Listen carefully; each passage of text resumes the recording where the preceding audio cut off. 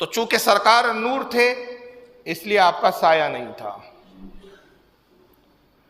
حضرت ذکوان سے روایت ہے، ان ذکوان رضی اللہ تعالیٰ عنہ ان رسول اللہ صلی اللہ علیہ وسلم لم یکن یرا لہ ظل فی شمس ولا قمر۔ حضرت ذکوان رضی اللہ تعالیٰ عنہ کہتے صحابی رسول ہے کہ ہم نے حضور صلی اللہ علیہ وسلم کو جب بھی دیکھا تو حضور چاہے سورج کی روشنی میں آئے چاہے چاند کی روشنی میں آئے آپ کا سایہ نہیں ہوتا تھا۔ تو ہمارا عقیدہ حدیثوں پر مبنی ہے، عقل پر نہیں ہے۔ اس حدیث کو امام سیوطی لائے ہیں الخصائص الکبریٰ کے اندر، جلد 1 صفحہ 116، ملا علی قاری نے لکھا اپنی کتاب جمع الوسائل جلد 1 صفحہ 176، امام قسطلانی نے اس کو المواہب اللدنیہ میں لکھا، امام زرقانی نے شرح المواہب میں لکھا جلد 2 صفحہ 240، اور بھی علماء نے لکھے بہت سارے حوالے ابھی دوسری حدیث میں آ جائیں گے۔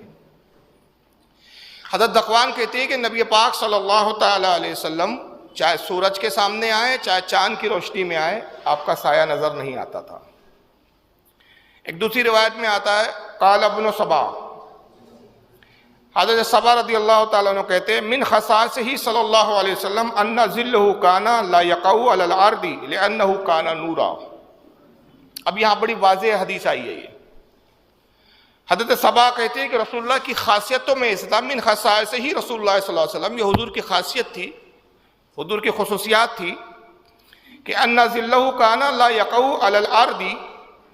زمین پر حضور کا سایہ رگڑتے ہوئے نہیں چلتا تھا۔ جیسے انسان چلتا ہے تو ساتھ ساتھ سایہ بھی چلتا ہے، اس طرح حضور کا سایہ نہیں ہوتا تھا، سایہ ہوتا ہی نہیں تھا۔ وجہ کیا تھی؟ لِأَنَّهُ كَانَ نُورًا، اس لیے کہ آپ نور تھے اور نور کا سایہ نہیں ہوتا۔ فَكَانَ إِذَا مَشَى فِي الشَّمْسِ أَوِ الْقَمَرِ لَا يَنْظُرُ لَهُ ظِلٌّ، کہتے کہ جب بھی آپ چاند ہو یا سورج ہو اس کی روشنی میں چلتے تو آپ کا سایہ نظر ہی نہیں آتا تھا۔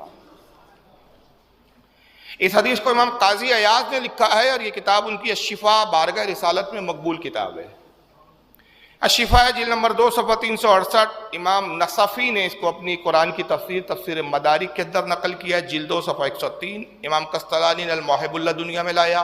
امام حسین بن محمد دیار بکری نے تاریخ الخمیس میں اس حدیث کو لکھا، امام شہاب الدین خفاجی نے اپنی کتاب نسیم الریاض میں لکھا، امام ابن حجر المکی نے افضل القرآن میں لکھا، امام محمد مناوی نے شرح شمائل میں لکھا، شاہ عبدالحق محدث دہلوی نے مدارج النبوت میں لکھا، شیخ احمد سرہندی مجدد الفسانی نے مکتوبات ربانی میں لکھا، شاہ عبدالعزیز محدث دہلوی نے تفسیر عزیزی میں لکھا، قاضی ثناء اللہ پانی پتی نے تذکرۃ الموتیٰ والقبور میں لکھا۔ بہت سارے حوالے ہیں، اس پر میری ایک کتاب چھوٹی سی ہے نیٹ پہ ڈلی ہوئی ہے، آپ دیکھ لیں، کم سے کم اس کے اوپر اسی حدیث کے تعلق سے 25